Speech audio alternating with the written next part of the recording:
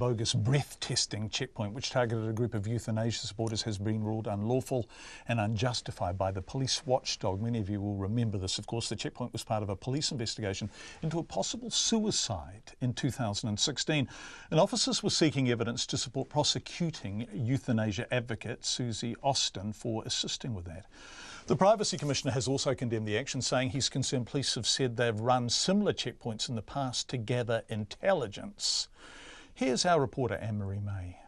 The police bugged Susie Austin's home in Lower Hutt and listened to matters discussed at the Exit International meeting as part of their investigation into the death of Anne-Marie Treadwell.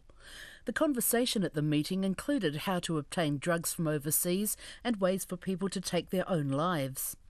That prompted the police to set up a checkpoint down the road where they stopped about 50 vehicles and took the details of those who'd been at the meeting. The police later visited those people, citing concerns about their welfare.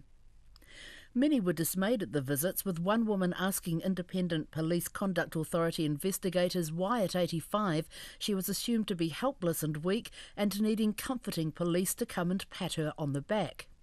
However, the authority's chairman, Judge Colin Doherty, says there was no evidence to suggest the checkpoint was part of a plan to target Susie Austin herself. Police were well motivated and concerned for those people that they were dealing with at the time. We didn't find that there was any ulterior motive for collecting and using the information the way they did, other than to be concerned about the welfare of the individuals. The police accept the watchdog's finding, but Assistant Commissioner Bill Searle says the officers involved were concerned the Exit International meeting attendees were at increased risk of harming themselves. He's apologised for any distress the visits caused. If people were uncomfortable from the visits and felt bad about them, I'm sorry about that. But as a police officer, you've got to make decisions at short notice.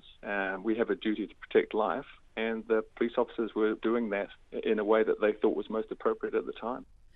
The Privacy Commissioner, John Edwards, also investigated the bogus traffic checkpoint and has found the police's collection of information breached people's privacy. The police told the IPCA that similar checkpoints had been used in the past for intelligence gathering, and Mr Edwards says he would be very concerned if that was true. It's quite clear that police have the authority to stop people and gather their information only in specified circumstances. Abusing that legal authority given to them should not be sanctioned, and I hope that police amend their practices to ensure that it doesn't happen in the future. Back in Lower Hutt, Susie Austin, who was last month cleared of involvement in the suicide of Anne-Marie Treadwell, feels vindicated by today's IPCA report. Obviously, I'm very pleased to learn that the Independent Police Conduct Authority found that the checkpoint was totally unlawful. People who were leaving my home after a legal meeting were stopped, and it was found to be unlawful, and that was good, very good. Susie Austin will be sentenced in May on the 2 charges of importing a suicide drug. For Checkpoint, Anne-Marie May.